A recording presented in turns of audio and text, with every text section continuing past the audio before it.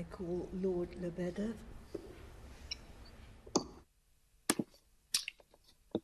Noble Lords, for every one of us it is a moving moment when we join this house. When we promise to be faithful, bear true allegiance, we know the pledge we make. We're making a vow to maintain this country's freedoms and to keep our institutions strong. We're offering diligence and independence as we accept our duties as legislators. We're taking our place in the long line of those who have defended the values of our nation. I'm so grateful for the welcome I have received from every member. I did not take that warmth for granted. I'm particularly grateful to my supporters, Lord Bird and Lord Clark, and to Black Rod and all the members of her staff for their help. Everyone in this house brings something different. I hope that my charitable work, my international experience, my many campaigns, and my varied business career will provide insights of use to my fellow noble lords. I will also be able to teach the house how to make a small fortune. You start with a very large fortune and then buy a newspaper. Lord Thompson of Fleet is quoted as describing television as a license to print money. Newspaper publishing also seems to me like printing money, and then giving it away outside tube stations. Luckily, I passionately believe in the contribution the press makes to public life. The cause of freedom is a very dear one to me, and one I want to champion in this house.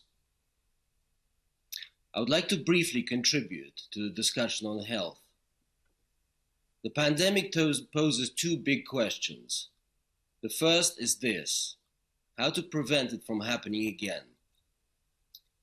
Each noble lord will have their own answer, but at the very top of my list is the need to end the illegal wildlife trade. This filthy practice, fueled by greed and desperation, brings foreign species and germs in close proximity with humans. From the savannas of Africa to the taiga of Siberia, I have seen the horrors of it myself. It is leading to the destruction of our natural world. China and Southeast Asia must make sure their markets, the vectors of zoonotic disease, are closed. Other countries must take action to end poaching and trafficking of wildlife. And then there is the other question: why has the UK experienced one of the worst death tolls in the world? It is partly the result of generations of poor health and nutrition. We have got to take our own health in our hands, and this government has got to step up and support this.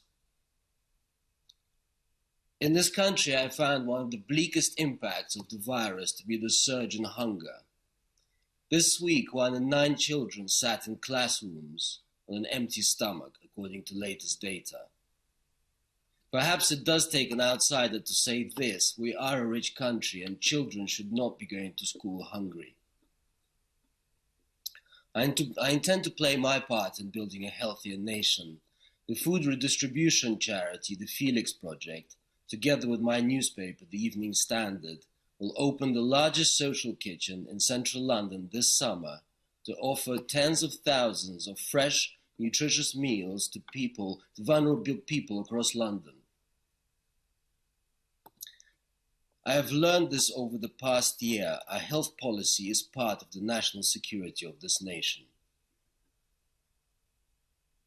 There are others in this house who, like me, were not born here, and they will know what I mean when I say this. Experience strengthens one's ties and sharpens one's understanding of what this country means. I was raised here for a large part of my life, went to state school, consider myself British. But I am also Russian, which means I can never be casual about liberty, about free speech, or about the rule of law. Freedom of expression needs its champions. In the post-war era, it has rarely been under assault as it is now.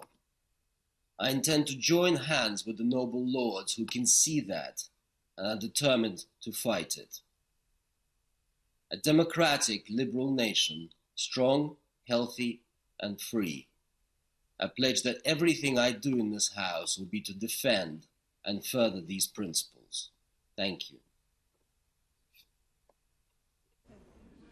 Privilege to congratulate Lord Lebedev on his maiden speech, and I'm sure, like many, we wish to hear more from him. He has, though a young man, an extraordinary range of experience, charitable and philanthropic action. As a proprietor of the Evening Standard, how many of us worry about evening newspapers all over the country surviving, and the Independent has been a great newspaper for those people who have broad views but no fixed political commitments. So we wish to hear more.